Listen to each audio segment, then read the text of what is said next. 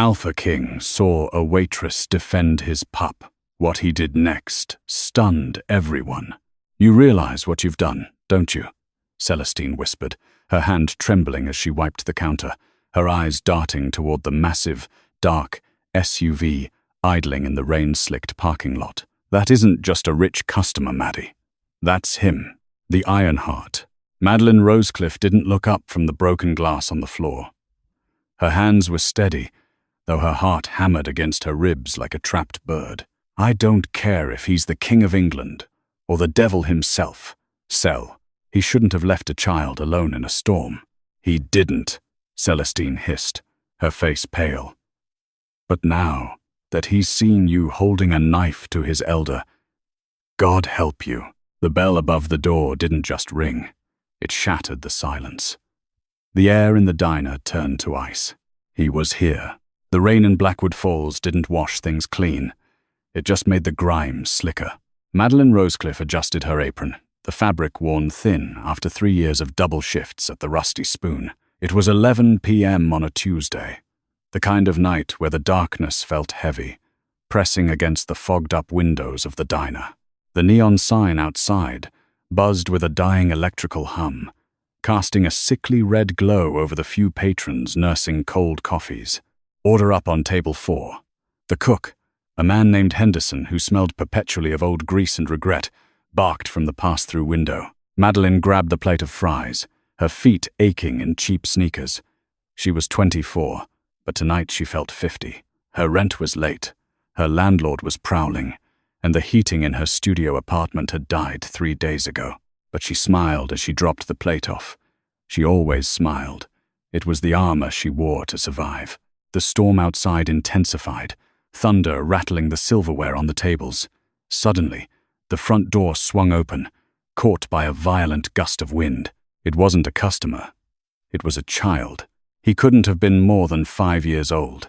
He was soaked to the bone, his expensive little coat muddied, his dark hair plastered to a forehead that was bleeding slightly. He stumbled in, eyes wide and terrifyingly vacant, looking around the diner as if he'd been dropped on an alien planet. Madeline froze. The maternal instinct she usually reserved for stray cats flared hot in her chest.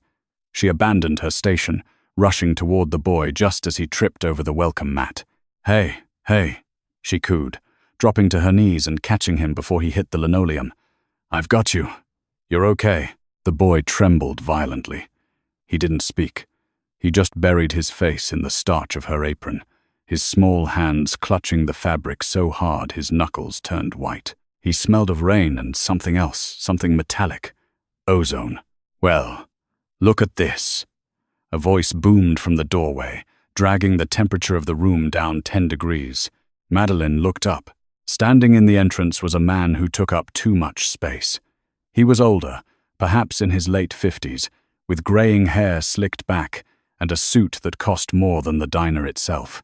But it was his eyes that made Madeline's stomach turn predatory, yellow-tinged, and cruel. This was Frederick Wolfton. Everyone in town knew him. He was a local tycoon, a man who owned half the police force and all the fear in the county. "Found the little runaway," Frederick sneered, stepping inside. He didn't shake off his umbrella. He just let it drip on the floor. "Hand him over, girl." The boy in Madeline's arms let out a whimper, a sound so full of terror it galvanized her spine. "Is he yours?" Madeline asked, her voice surprisingly steady. She didn't stand up. She stayed low, shielding the child with her body. Frederick laughed, a wet, rasping sound. "Does it look like he's mine? He belongs to an associate. I'm returning him. He's bleeding," Madeline said, her eyes narrowing. She saw the way Frederick looked at the boy, not with concern, but with the hunger of a wolf eyeing a lamb. "I'm calling the police first." Frederick's amusement vanished. He took a step forward. The few other customers in the diner, truckers and locals, suddenly found their plates very interesting. No one moved.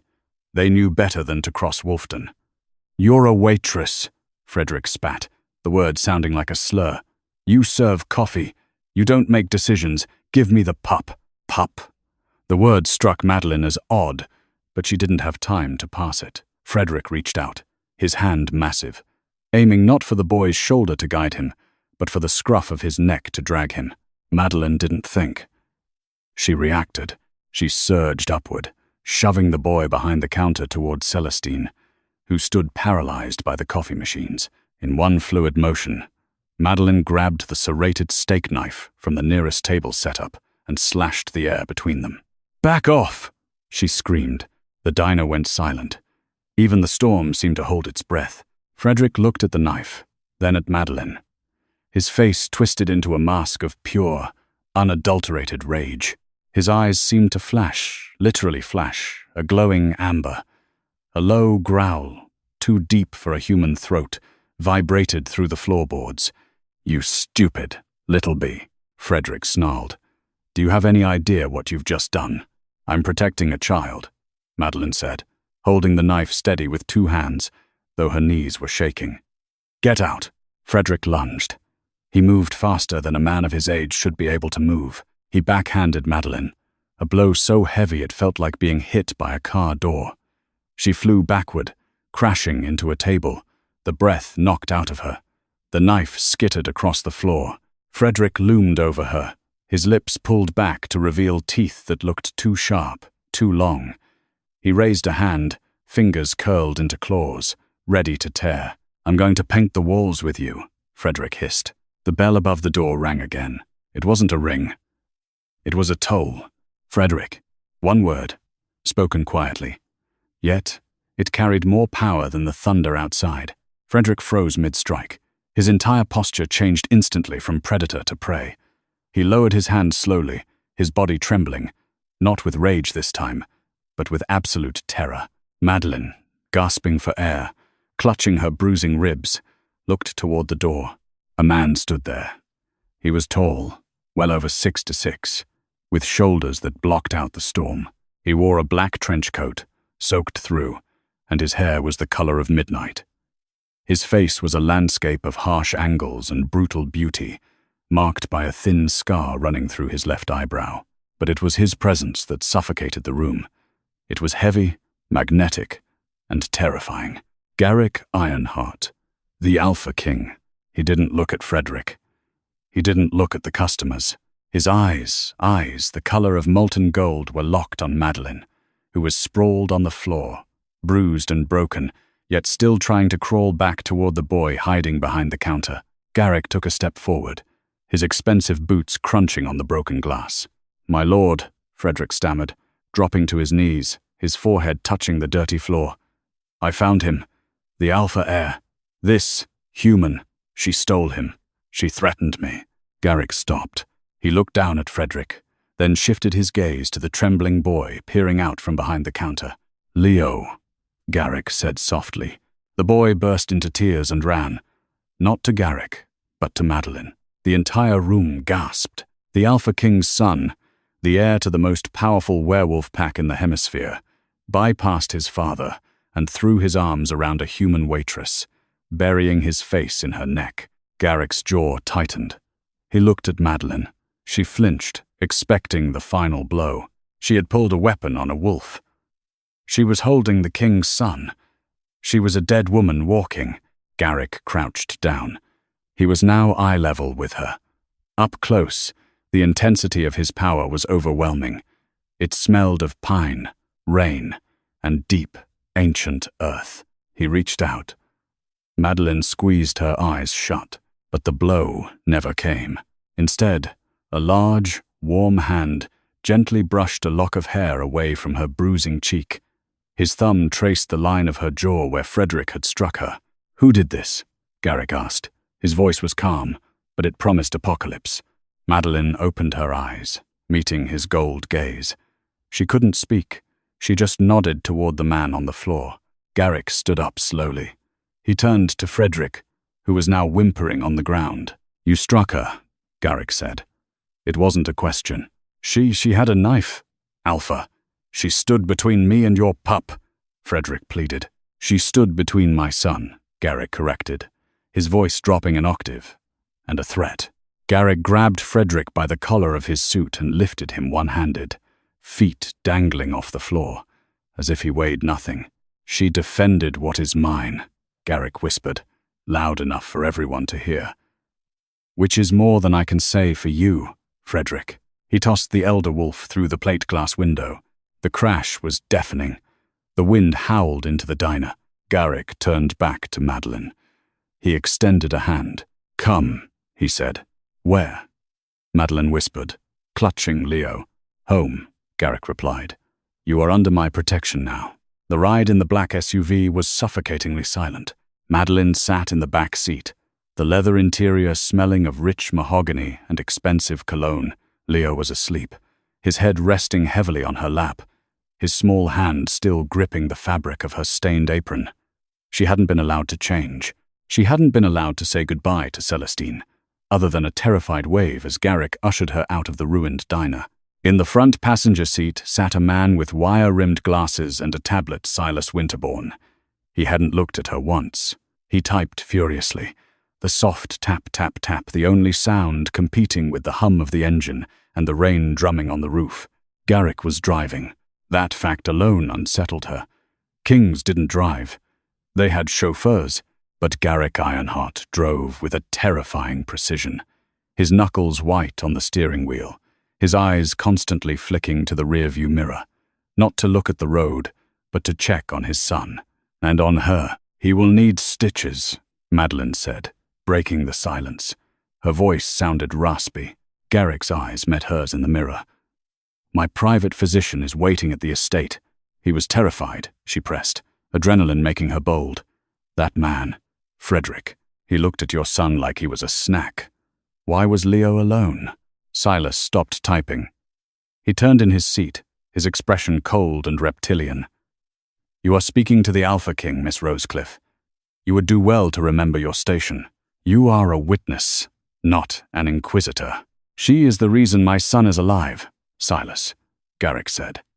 His voice was low, a rumble that vibrated through the car's chassis. "She can ask whatever she wants." Silas pursed his lips but turned back to his tablet. "As you wish. But the council is already assembling. Frederick has powerful allies. Throwing an elder through a window, it complicates the treaty negotiations. Let them complain," Garrick growled. Madeline looked down at Leo. The boy shifted in his sleep, murmuring something unintelligible. She touched his forehead. It was warm. Too warm. "He's burning up," she whispered. Garrick swore softly. The car accelerated, the engine roaring as they sped up the winding mountain roads that led to the Ironheart estate. Madeline watched the scenery blur. She knew of the Ironheart estate, everyone did.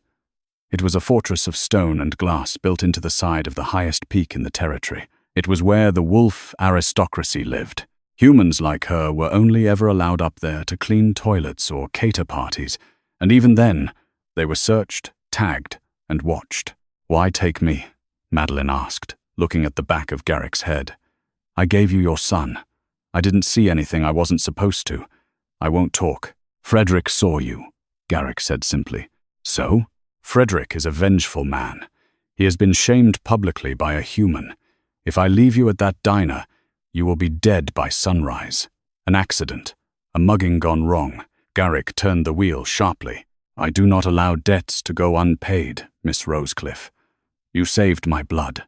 I will ensure you keep yours." Madeline swallowed hard.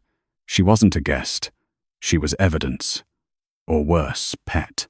The car slowed as they approached a massive iron gate.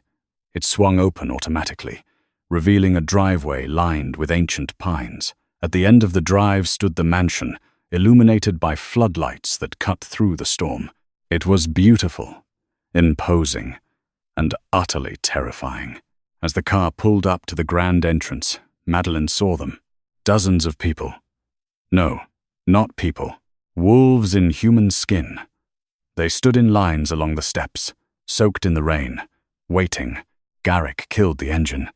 He got out and opened the back door. The rain soaked him instantly, but he didn't seem to notice. He reached in and gently lifted the sleeping Leo from Madeline's lap. "Stay close to me," Garrick commanded. Madeline stepped out into the rain. Her legs felt like jelly. She was wearing a grease-stained apron, sneakers with holes in them, and jeans that had seen better days. She was surrounded by men in bespoke suits and women in silk dresses, all of whom were staring at her with a mix of curiosity and disgust. A woman stepped forward from the crowd. She was stunning tall, with cascading blonde hair and eyes like chips of ice. She wore a red dress that looked like it cost more than Madeline's entire life earnings. This was Cassandra Stormwell, the woman the tabloids said was destined to be Garrick's mate. "Garrick," Cassandra cried out, her voice frantic but perfectly modulated. She rushed forward, reaching for Leo. "Oh, thank the goddess. We were so worried. Give him to me. I'll take him to the nursery." Garrick sidestepped her. The rejection was subtle, but sharp. "Dr. Aris is waiting in my quarters." "He stays with me tonight." Cassandra's smile faltered for a fraction of a second before she recovered.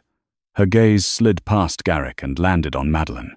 The look changed instantly. It wasn't just disgust. It was hatred. Pure, unadulterated, territorial hatred. "And this?" Cassandra asked, gesturing to Madeline as if she were a piece of trash stuck to Garrick's shoe. "Why have you brought the help?" "She isn't help," Garrick said, his voice projecting over the sound of the rain, addressing the entire gathering. "This is Madeline Rosecliffe. Tonight, she stood against Elder Frederick to protect my heir." Murmurs broke out through the crowd. "A human? Stood against an elder? She is under my personal protection," Garrick declared. "Anyone who touches her, anyone who disrespects her, answers directly to me." He looked at Silas. "Set her up in the East Wing, the Blue Suite." The crowd gasped audibly. The East Wing was the royal family's quarters. "Garrick," Silas warned, stepping out of the car. "That is highly irregular. The staff quarters are the Blue Suite," Garrick repeated, his tone brooking no argument. He turned and walked up the stairs, carrying his son, leaving Madeline standing alone in the rain under the glare of 100 predators. Cassandra stepped closer to Madeline. Up close, she smelled of expensive perfume and rot.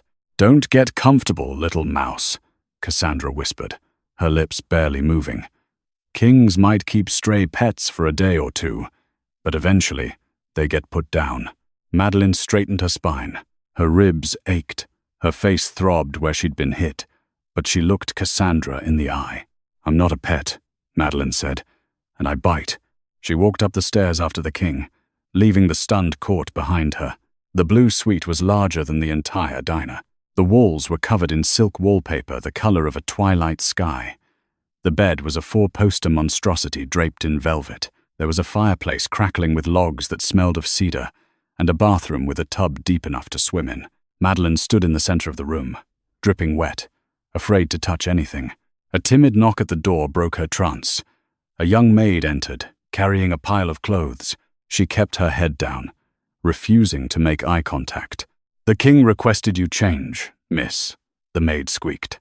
"Dinner will be served in his private study in 1 hour. I'm not hungry," Madeline said. "The king, he insists.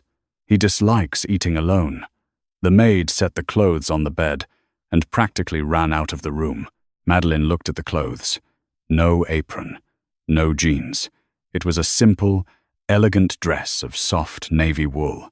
Practical, warm, but undeniably high quality. She showered, washing the scent of old fryer grease and Frederick's cheap cologne off her skin. She watched the bruise on her cheek bloom purple in the mirror. When she dressed, the wool felt like a hug. An hour later, a guard escorted her to the study. The study was a library of dreams, floor-to-ceiling books, leather armchairs, and a massive mahogany desk. Garrick sat by the fire, a glass of amber liquid in his hand. He had changed into a dark sweater and slacks, looking less like a king and more like a man carrying the weight of the world. Leo was there, too. He was asleep on a rug near the fire, a bandage on his forehead, clutching a stuffed wolf toy. "How is he?" Madeline asked from the doorway. Garrick looked up. For a second, his guard dropped. He looked exhausted. 5 stitches. Mild concussion. But the doctor says the trauma is deeper. He hasn't spoken since he woke up. "He spoke to me," Madeline said softly, walking further into the room. "At the diner. He didn't use words, but he communicated. Bonding, Garrick murmured, almost to himself. He gestured to the chair opposite him. Sit. Eat. A small table was set with roasted chicken, vegetables, and warm bread. Madeline realized suddenly that she hadn't eaten since breakfast. She sat and ate, self-conscious at first, then ravenously. Garrick watched her. He didn't eat. He just swirled his drink. "You aren't afraid of me," he observed. "I'm terrified of you," Madeline corrected, wiping her mouth with a linen napkin. "But I was more afraid for him." She nodded toward the sleeping boy. "Frederick claims the boy ran away and he was merely retrieving him," Garrick said, his voice flat. "He claims you attacked him unprovoked." "He's a liar, I know." Garrick leaned forward, the firelight dancing in his golden eyes. "But Frederick is powerful. He controls the supply routes for our territory. Accusing him of treason, of trying to harm the heir without proof. It would start a civil war." "So you're going to let him get away with it?" Madeline asked, indignation rising in her chest. "I threw him through a window," Garrick said dryly. "I think his pride is sufficiently wounded for the evening. But to destroy him, I need to know why Leo was out there, how he got past the guards, how he ended up at a diner 5 miles from the estate." He looked at Madeline intensely. "Leo trusts you. When the doctor tried to examine him, he screamed until I gave him one of your belongings." Madeline blinked. "My what?" Garrick pointed to the sleeping boy. Leo wasn't just clutching a stuffed wolf. Beneath his hand, bunched up against his cheek, was her grease-stained, blood-spattered apron. "He smells you on it," Garrick said. "It calms him. It implies safety." Madeline felt a lump form in her throat. "He's just a scared little boy. He is the future Alpha," Garrick corrected. "And right now, he is the target of a conspiracy I cannot see. I have enemies, Madeline. Inside these walls and out." He stood up and walked over to her. He was so tall. The heat radiating off him was intoxicating. "I need you to stay," he said. "I can't stay here," Madeline protested, standing up. "I have a job. I have a life.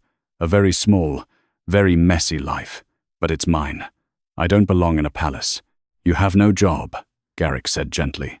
"The rusty spoon is closed. Health code violation. The landlord of your apartment building has also decided to renovate. You have been evicted." Madeline's mouth dropped open. You ruined my life?" "I erased your vulnerabilities," Garrick said, his face hard. "If you are out there, Frederick will use your job and your home to get to you. He will burn your world down to punish you for bruising his ego.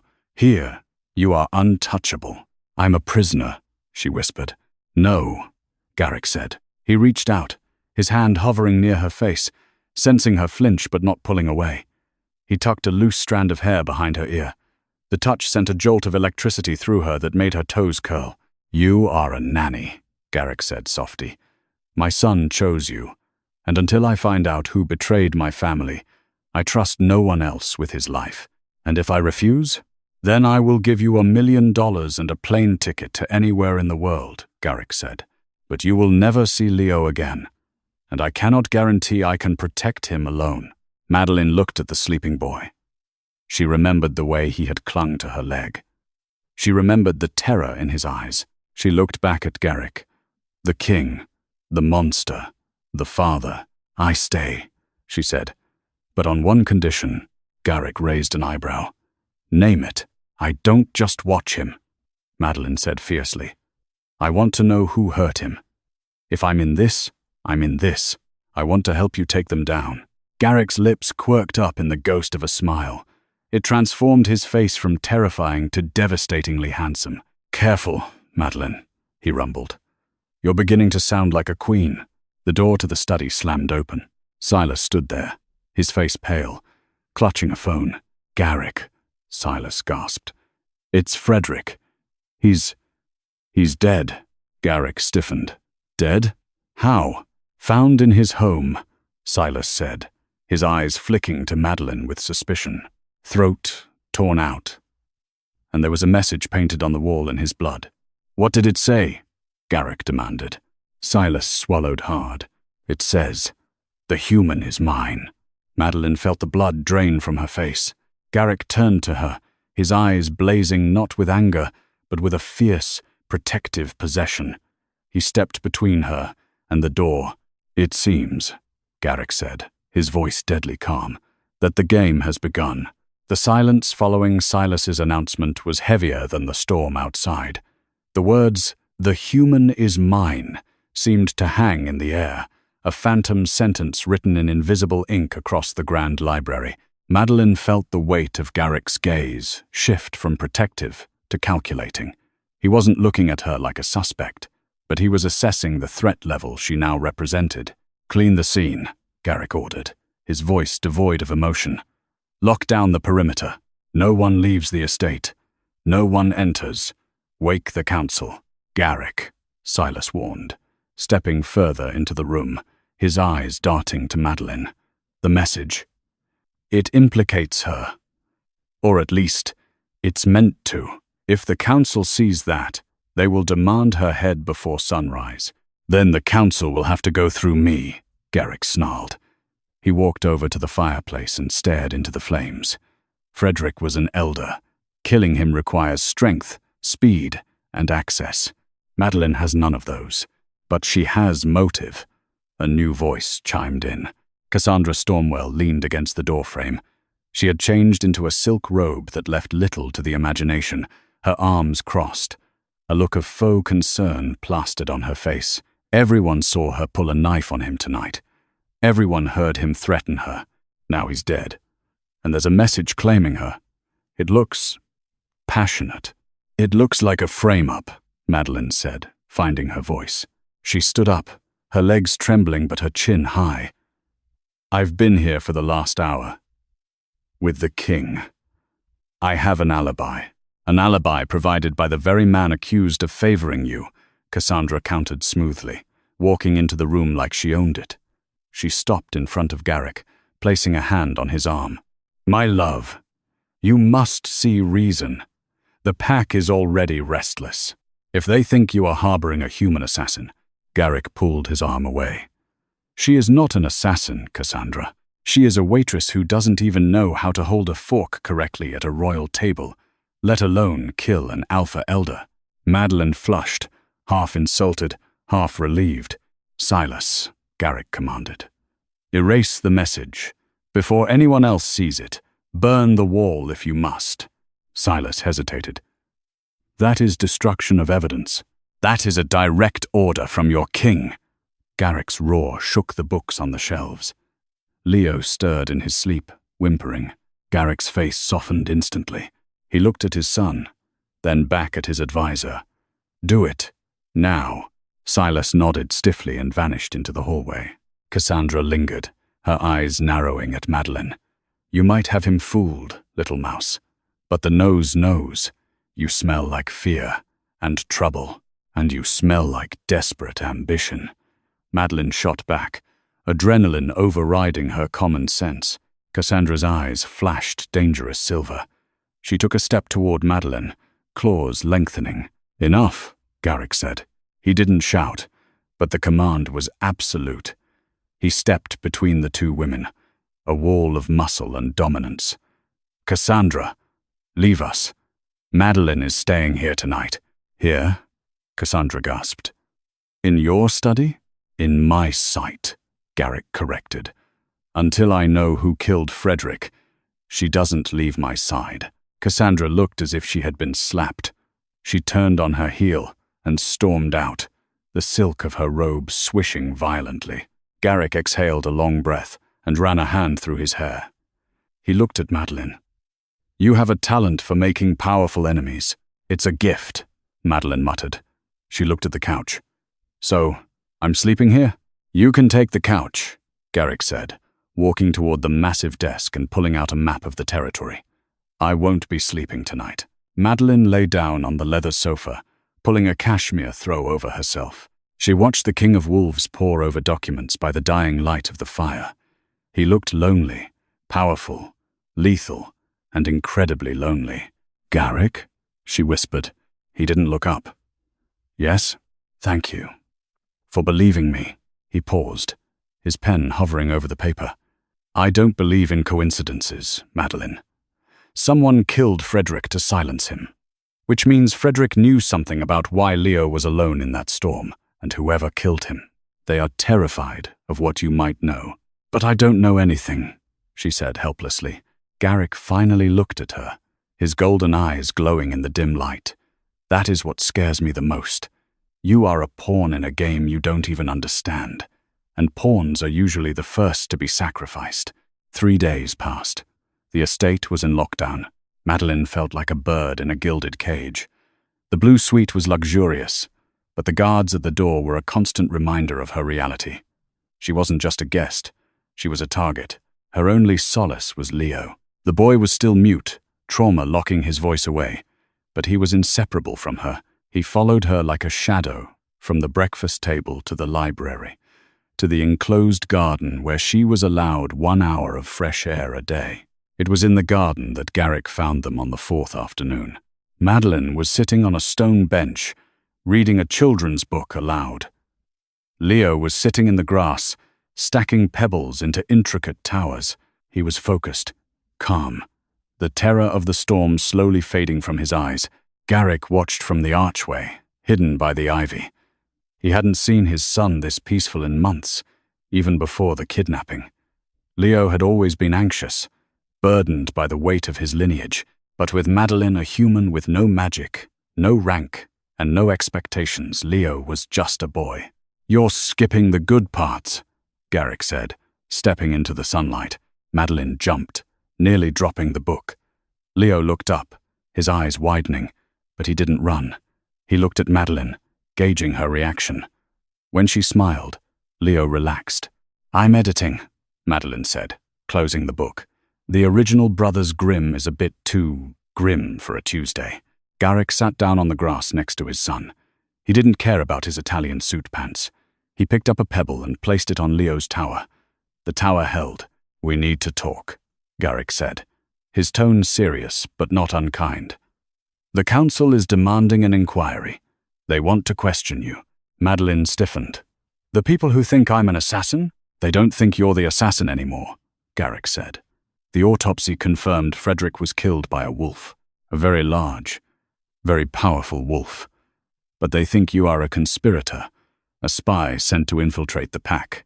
That's ridiculous. I serve burgers, and you stood down an elder," Garrick pointed out. "That requires a spine most humans don't possess.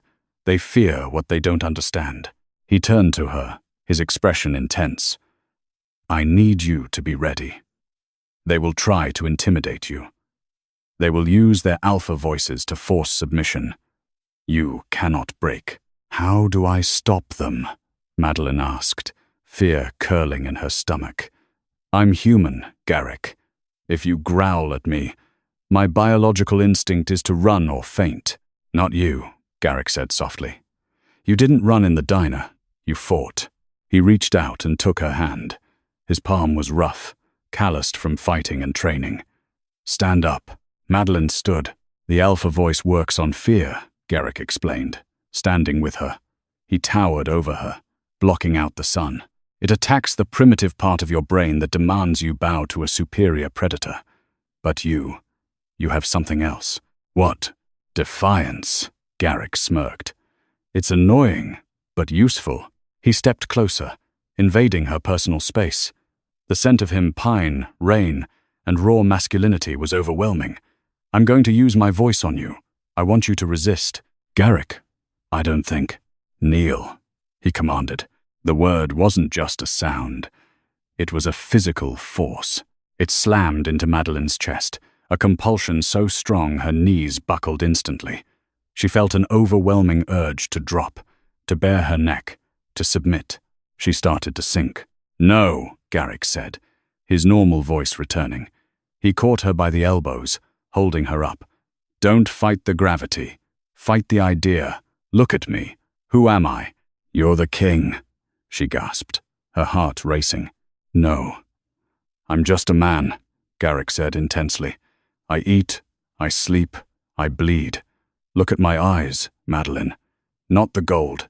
The man behind them." He stepped back. Again. "Kneel." The force hit her again. Harder this time. Her knees trembled. The instinct screamed at her to obey, to survive. Submit and live, Madeline grit her teeth. She looked at Garrick's face. She saw the scar on his eyebrow. She saw the worry lines around his mouth. She saw the father who had held his son in the rain. He's just a man. She locked her knees. She squeezed her hands into fists until her nails bit into her palms. She shook, sweat beading on her forehead, but she did not fall. She stood. Garrick stared at her, stunned. The gold in his eyes swirled, darkening with an emotion she couldn't place. Pride? Desire? Good, he breathed, his voice husky. Very good. He took a step toward her. The tension in the garden shifted. It wasn't about training anymore. The air between them crackled with electricity. Garrick reached out, his hand cupping her cheek. His thumb brushed her lip. Madeline's breath hitched. She didn't pull away. She leaned into his touch, her body betraying her in a completely different way. Madeline, he whispered. Papa. A small voice broke the spell. Garrick and Madeline froze. They both turned to look at Leo. The boy was standing up, holding a pebble. He pointed at the tower he had built. Papa, Leo said again, his voice raspy from disuse but clear. Look, Garrick dropped to his knees, ignoring Madeline, ignoring the moment, ignoring the world. He pulled his son into his arms, burying his face in the boy's small shoulder. Madeline watched, tears pricking her eyes, as the most powerful predator on the continent wept silently for the return of his son's voice. She realized then that she wasn't just fighting for her life anymore. She was fighting for this family, and she was already in too deep to ever get out. The grand hall of the Ironheart estate was designed to intimidate. Stone pillars rose 50 feet into the air. Banners bearing the Ironheart crest, a wolf rampant on a field of black, hung from the rafters. At the head of the room sat a massive crescent table. Behind it sat the council. 7 elders, men and women of immense power and age, their eyes glowing with various shades of amber and silver. Madeline stood in the center of the room. She was alone. Garrick had been forbidden from standing next to her during the inquiry. He sat on his throne to the side, his hands gripping the armrests so hard the wood splintered. Madeline Rosecliffe, the head elder, spoke. He was a withered man named Thorn, with skin like parchment and eyes like black holes. You stand accused of conspiracy against the crown, and complicity in the murder of Elder Frederick. I am innocent, Madeline said. Her voice shook slightly, but she remembered the garden. They are just men, just wolves. Innocence is a matter of perspective, Thorn sneered. We have witnesses who say you and Frederick had a prior relationship. That's a lie, Madeline shot back. I served him coffee 3 times. He never tipped. A ripple of amused murmurs went through the observers in the gallery. Garrick hid a smile behind his hand. Impertinence, Thorn snapped. Silence. He used the alpha voice. It hit Madeline like a hammer. She wobbled. The urge to clamp her mouth shut and lower her head was agonizing. But she looked at Garrick. He gave her a subtle nod. She swallowed the pressure. She lifted her head. I will not be silent when I am being lied about. Thorn's eyes widened. The council exchanged uneasy glances. A human resisting an elder's command? It was unheard of. She is a witch. A female, Elder hissed. She has enchanted the king, and now she mocks our laws. I am a waitress, Madeline shouted, frustration boiling over. I saved a child. Your laws let a 5-year-old wander into a storm while you all sat in your castles. Frederick was going to hurt him. I stopped him. If that's a crime, then lock me up. But don't you dare call me a conspirator. She speaks the truth, Garrick said, rising from his throne. His voice boomed, silencing the room. The boy speaks now.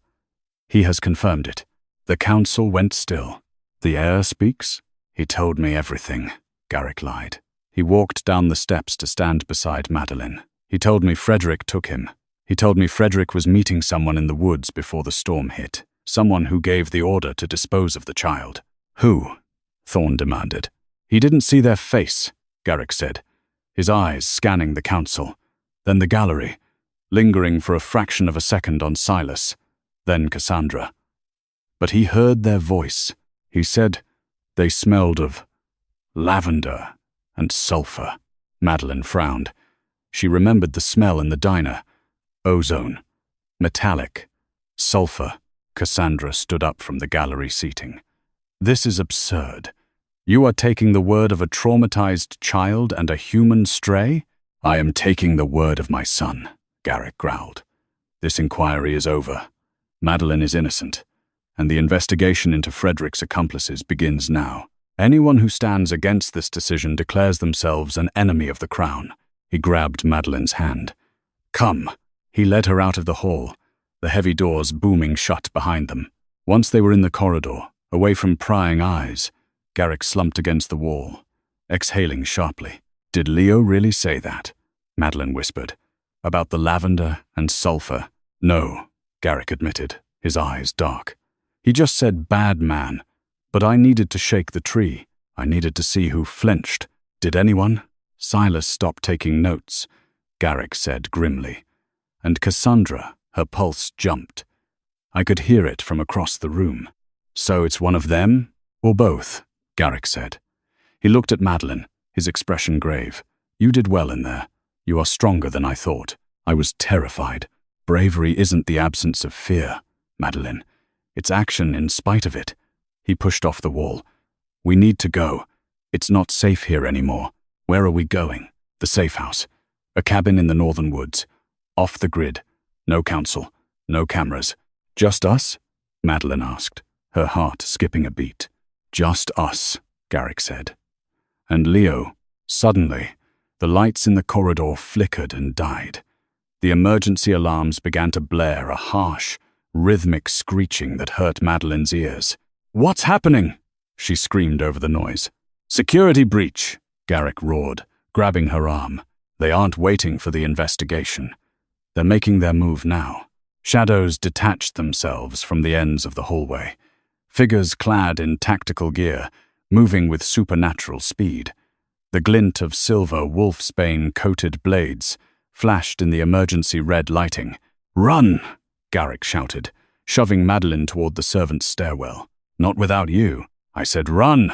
Garrick turned, his eyes shifting fully into the glowing gold of the wolf. He roared, a sound that shook the very foundation of the estate, and charged headlong into the 6 assassins, sprinting toward them. Madeline scrambled down the stairs, her heart in her throat. She didn't run to safety. She ran to the nursery. She had to get Leo. She burst into the boy's room. It was empty. The window was shattered, rain pouring in. On the floor lay the stuffed wolf toy, its head torn off, and scrawled on the wall, in fresh, dripping red paint or blood, was a single coordinate. Madeline stared at it, horror cold in her veins. They hadn't come for Garrick. They hadn't come for her. They had used the inquiry as a distraction to finish what Frederick started. They had Leo. The coordinates scrawled on the nursery wall, pointed to a place that didn't exist on modern maps. Blackwood Depths. It was an abandoned mining facility 20 miles north, a place rumored to be cursed. The earth there rich with silver, the one element that could weaken a wolf to the point of mortality. Garrick stumbled into the garage, his expensive suit shredded, blood soaking his white shirt. He had killed the 6 assassins in the hallway, but not before taking a silver-laced blade to the ribs. The wound wasn't closing. You can't drive, Madeline said, her voice shaking as she grabbed the keys to a rugged off-road jeep from the wall. Get in. Garrick didn't argue. He slumped into the passenger seat, his golden eyes dimming. If we aren't there in 30 minutes, we'll be there in 20, Madeline vowed, peeling out of the garage. The drive was a blur of rain and terror. The jeep bounced over washed-out logging roads, the headlights cutting through the pitch-black forest. Why? Madeline asked, her hands gripping the wheel so tight her knuckles were white. Why take him again? Why leave coordinates? It's a summons, Garrick gritted out, pressing a towel to his side. They don't just want Leo, they want me. They want to end the Ironheart line tonight. The silver mine. It's a kill box. My powers will be dampened there. Then we call for backup. The pack. The pack is compromised. Garrick cut her off. If Silas or Cassandra is behind this, they control the communication grid. Any call for help could go straight to the traitor. We are on our own. He looked over at her. In the dashboard light, she looked fierce. Not a waitress, not a victim, a warrior. Madeleine, he rasped. Don't, she warned, tears threatening to spill. Don't you dare give me a "if I die" speech. You are the Alpha King. You don't get to die in a passenger seat. I wasn't going to say that, Garrick whispered, reaching out to cover her hand on the gear stick. His skin was burning hot. I was going to say, I should have met you 10 years ago. Before the crown, before the wars, I could have given you a life of peace. I don't want peace, Madeleine said, shifting gears aggressively as they hit a steep incline. I want Leo back, and I want you. Garrick's laugh was weak, but genuine. Careful, my love. You might just get both. The jeep crested the hill. Below them, in the valley, the rusted skeleton of the mining facility loomed. Floodlights were set up around the main shaft, illuminating the rain in harsh white streaks. Stop here, Garrick commanded. We walk the rest. If they hear the engine, they might panic. They abandoned the vehicle. The rain was freezing, mixing with the metallic scent of the mine. As they got closer, Madeleine felt a heaviness in the air, the silver. It made her teeth ache. She looked at Garrick. He was pale, sweat beading on his forehead, his steps heavy. He was walking into kryptonite.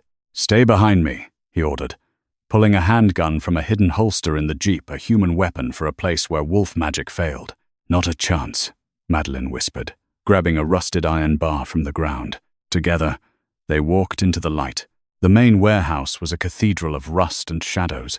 Chains hung from the ceiling, swaying in the draft. In the center of the room, suspended over a dark, jagged pit leading to the lower shafts, was a small steel cage. Inside, Leo was curled into a ball, shivering. Leo! Madeleine screamed, running forward. Ah! Ah! A voice echoed from the catwalks above. One step closer, and I cut the line. A figure stepped out of the shadows. It wasn't Cassandra. It was Silas. The advisor looked impeccable, his glasses polished, his suit dry. He held a remote control in one hand. Flanking him were a dozen rogue wolves mercenaries with dead eyes. Silas! Garrick roared, the sound lacking its usual supernatural boom, but making up for it in raw fury. Get away from my son! Your son? Silas sneered, descending the metal stairs. That boy is a mistake, a weakling born of a soft king. He hasn't shifted yet. He cries at storms. He clings to humans. Silas spat the word at Madeleine. He is a child, Madeleine yelled. He's 5. He is the future, Silas shouted back, his composure cracking. And the future must be pure. I served your father, Garrick. He was a tyrant. He was cruel, but he was strong. You abolished the blood tithes. You treat humans like equals. And now, you intend to mate with one. Silas shook his head. I cannot allow the Ironheart legacy to be diluted. I took the boy to see if he had the strength to survive the wild.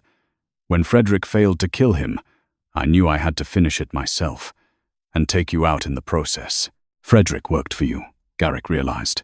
Frederick was a brute, but he was loyal to the old ways. Silas gestured to the mercenaries. Kill the king. Toss the girl in the pit.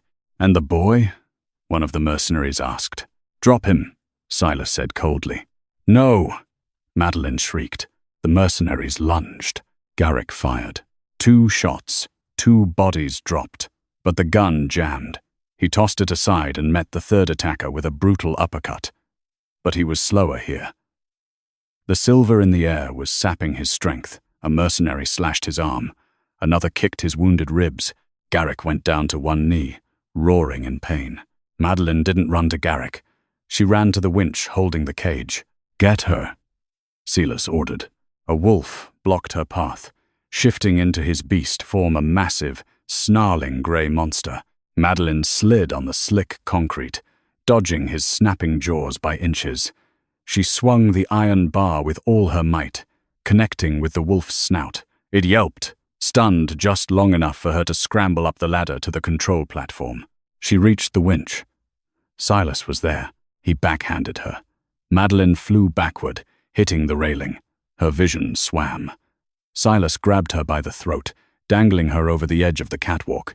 "Pathetic," Silas hissed. "You think you can save them? You are nothing." Madeline clawed at his hands, her feet kicking empty air. She looked down. Garrick was surrounded, bleeding heavily, fighting like a demon but losing ground. Leo was sobbing in the cage. "Defiance," Garrick had said. "It's annoying, but useful." Madeline stopped struggling. She went limp. Silas frowned, confused by her sudden surrender. He loosened his grip slightly. Madeline jammed her thumbs into his eyes. Silas screamed, dropping her. Madeline fell to the metal grating, gasping for air. She didn't wait. She kicked Silas's knee, shattering the bone. He fell against the lever, the release lever for the cage. The gears screeched. The chain slipped. Leo's cage plummeted. "Garrick!" Madeline screamed. Below, Garrick heard her. He saw the cage falling. He did something impossible.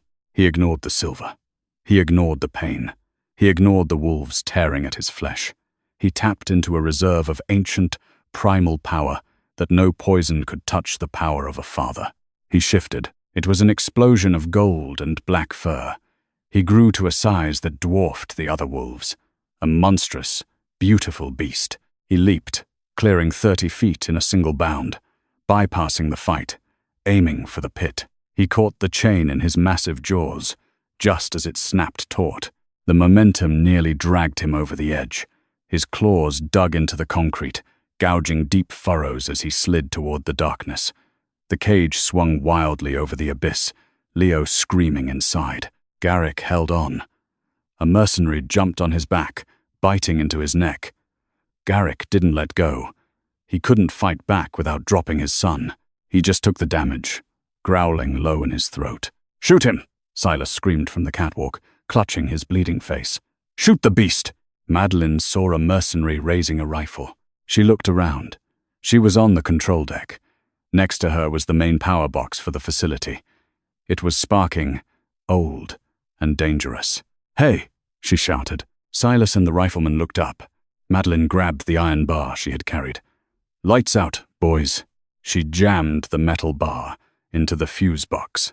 A massive arc of blue electricity exploded outward.